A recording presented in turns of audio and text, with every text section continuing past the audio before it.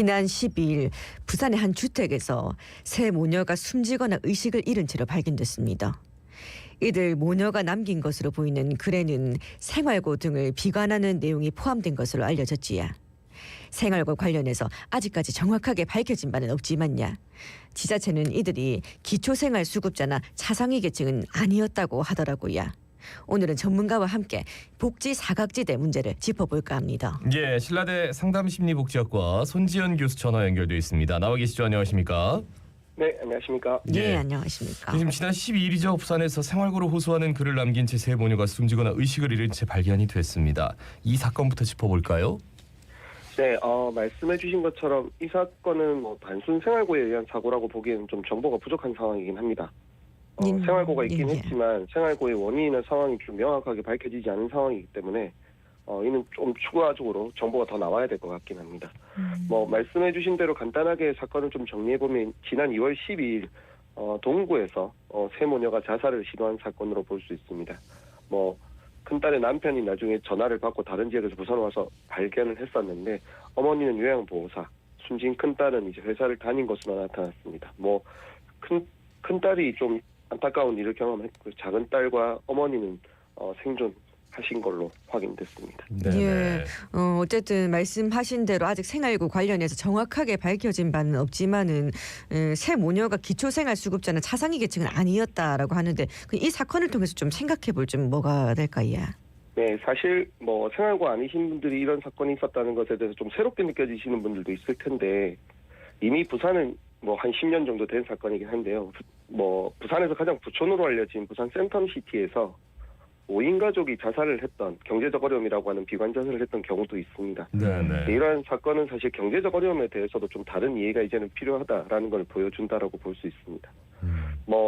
가장 이 사건을 통해서 확인될 수 있는 부분은 도움의 대상에 대한 부분과 도움을 지원하는 방식에 대한 두 가지를 좀 나누어 볼 수 있을 것 같은데 먼저 도움의 대상의 입장으로 보시면은 경제적 어려움이 일부 사람의 이야기는 아닌 시대에 왔다라는 것으로 이제 이해를 해야 될 것 같습니다. 약자 복지라는 방식으로 지원하겠다는 의견을 밝힌 바 있지만 약자로 인정을 받아야 지원할 수 있다는 이야기이기 때문에 도움의 대상을 명확하게 한다는 것 자체가 사실은 요즘같이 굉장히 유동적으로 어려움을 겪는 사람들한테는 좀 쉽지 않은 상황이다라고 볼 수 있습니다. 그리고 노동능력 유무를 따지고 어쩔 수 없이 노동력이 없는 사람에게는 주겠다라고 했었지만 이것도 역시 생각해보시면 97년 IMF 이후 혹은 코로나 시기 때 노동능력 여부와 별개로 누구나 어려운 상황을 경험할 수 있다는 거 확인했었지 않습니까? 예. 그래서 도움을 받는 것에 대해서는 고민이 좀 필요할 것 같고 두 번째는 간단히 말씀드리면 도움을 지원하는 방식에 대한 고민인데 우리나라 제도에서 가장 큰 약점 중에 하나가 자신의 어려움을 자신이 직접 증명해야 됩니다. 이 전문적으로 좀 신성주의라고 하는데 최저생계비 이하의 소득이나 자녀 관련한 준비, 심신적 어려움 등에 대한 서류를 준비하고 이에 제출하는 모든 과정을 본인이 수행할 수밖에 없습니다. 특별한 경우가 아니고서는. 이런 문제점에 대한 고민들을 한번 해야 될 것 같습니다. 그래요.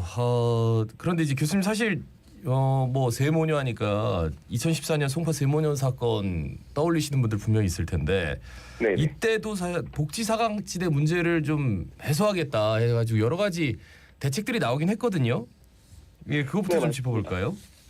기존에 이제 저희가 한 번쯤 들어보셨던 제도가 아마 국민기초생활보장제도 그리고 긴급복지지원법이라는 게 있었는데 두 법이 사실은 송파 세모녀 2014년에 있었던 송파 세모녀 사건에서 거의 도움이 되지 못했다는 비판을 받게 됩니다. 그렇게 하면서 이제 송파 세모녀법이다라고 하면서 세 가지 법이 제정되었는데 그중에서 제일 큰 법률의 변화가 사회보장급여법이라는 제도가 등장을 하게 됐습니다. 이 제도를 통해서 읍면동을 중심으로 주민들이 도움이 필요한 사람들을 직접 발굴하고 또 거기에 대해서 지원할 수 있는 제도를 맞춤형 복지 지원 그리고 찾아가는 보건복지 서비스라는 제도들이 현재 지속적으로 함께 시도되고 있습니다.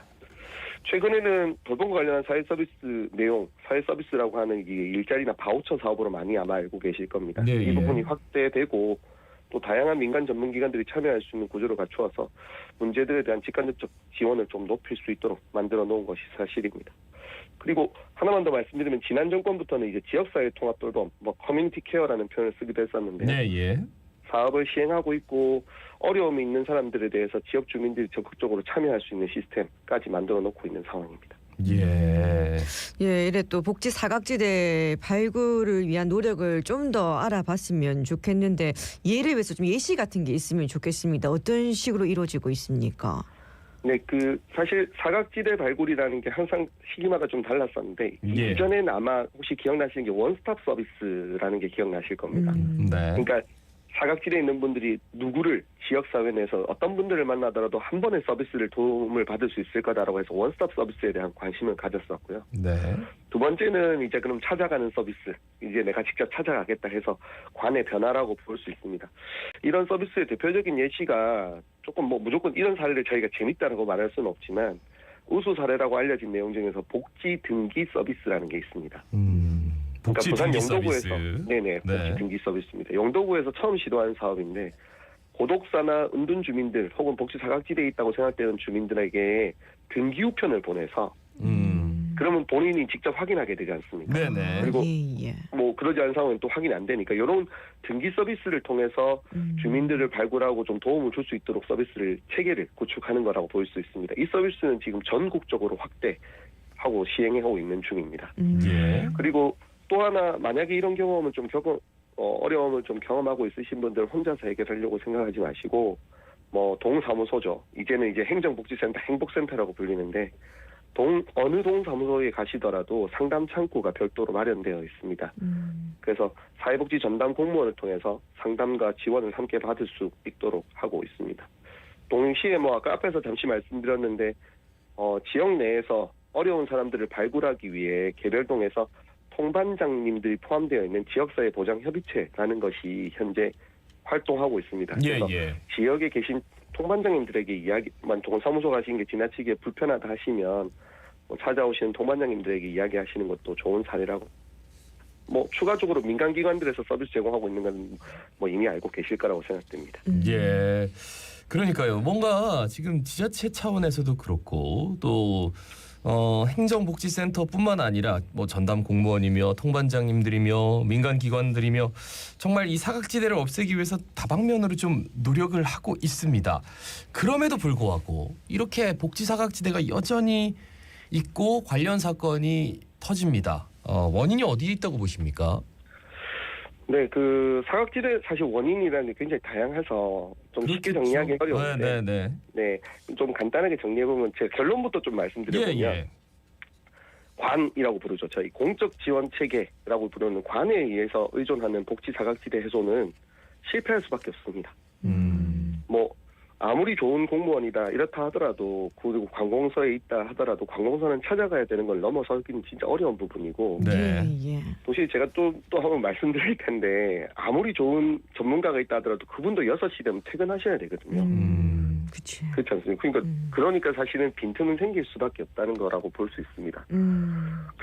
복지 사각지대다라고 이야기해보면 이제 이런 이야기해보고 좀 사실적으로 말씀드려보면 복지 사각지대다라고 말을 해보면 먼저 경제적 어려움에 대해서 기준을 좀 들 수 있지 않습니까? 예. 근데 가난하다라고 생각하시면 일반 분들께서는 항상 이 말씀을 하실 겁니다. 아마 국민기초생활보장제도 수급 대상자 이런 분들이 가난하지 않느냐라고 이야기할 텐데 생각해보시면 국민기초생활 수급 대상자에게는 국가가 일정 비용을 지불하지 않습니까? 예. 그러면은 국민기초생활보장제도에 따른 가난이라고 하는 가난한 분은 우리나라는 제도적으로 존재하지 않는 겁니다. 수급비까지는 받으시니까. 아무리 좋은 공무원 이 제도가 빈틈이 있다는 건 그러면 전국 기준이니까 부산의 기준이 좀 부족하다는 거겠죠. 예. 전국의 물가로 포함됐던 최저생계비라면 부산에 거주한다면 좀 더 다른 게 필요하다. 그래서 부산에 필요한 걸 더 지원받을 수 있도록 하는 거여야 되는데 공적 지원 제도는 이런 부분을 보완하기가 좀 쉽지 않습니다. 그래서 요거를 좀 커버할 수 있는 내용은 결국은 지역 주민들의 참여 혹은 민간기관들의 이야기들이라고 볼 수 있는데 가장 대표적으로 보시면 지금 현재 제한되고 있는 대부분의 내용들이 기존 제도가 환원되지 않는다고 한다면 우리가 알고 있는 사회복지관 같은 민간기관들의 참여 그리고 9시부터 6시 퇴근 이후에도 최소한으로 서로 확인이 가능한 이웃 주민들 간의 관계 형성 이런 것들에 대한 이야기가 좀 필요한데 그런 것들이 여전히 마련되지 못하고 있는 이유라고 볼 수 있습니다. 네. 예, 그렇다면 이렇게 또 복지 사각지대 놓인 사람들 위기 과정을 좀 미리 잘 찾아내면 되지 않나 싶기도 한데 또 이것만이 능사일까 싶기도 하거든요. 그렇다면 복지 사각지대 해소하기 위한 방안 교수님께서 좀 어떻게 보십니까? 네, 제가 작년에 학교 가서 발표한 내용인데요. 사실 저희가 우리나라 같은 경우에는 절대적 빈곤, 보편적 빈곤, 상대적 빈곤 이런 표현 아마 들어보신 적이 있을 겁니다. 예. 저는 사실은 이제는 관계의 빈곤 시대에 접어들었다라고 생각은 합니다. 가장 중요한 거는 좀 너무 일반적인 이야기인데 도시 공동체 회복이라고 볼 수 있습니다. 1인 가구가 증가하고 개인주의가 높아지고 있는 상황에서 이런 문제를 개인이나 가구가 스스로 해결하고 있다는 것은 사실 상당한 위험성을 가질 수밖에 없는 겁니다. 서울에서도 사실 저한테 뭐 사업을 해봤는데 사업 제목이 오지라퍼 사업이었습니다. 오지라퍼. 네. 예. 오지랖을 가지고 주변 사람들 돕자는 거였거든요. 제가 한참 이제 자문을 하고 이제 끝나고 생각해보는데 전국에서 사실 오지랖퍼에 가장 잘 어울리는 동네가 부산이 아닌가라는 생각은 저는 했었습니다. 그렇죠. 예. 네. 그래서 이런 오지랖퍼라고 하는 것이 도시 공동체 내에서 주민들 간의 관계를 만들어주는 분들이라면 이런 부분에 대한 이야기가 필요하다고 생각합니다. 동네 오지라퍼들을 어느 순간 너무 불편해하는 시대가 됐는데 이분들 진짜 역할이 삭막해졌습니다. 크거든요. 네. 예. 그래요. 오지랖퍼의 소중함에 대해서 생각해봐야 될것 같습니다. 그러니까요. 생각을 많이 하게 되네요. 말씀 잘 들었습니다. 고맙습니다. 고맙습니다. 네, 감사합니다. 신라대 손지현 교수.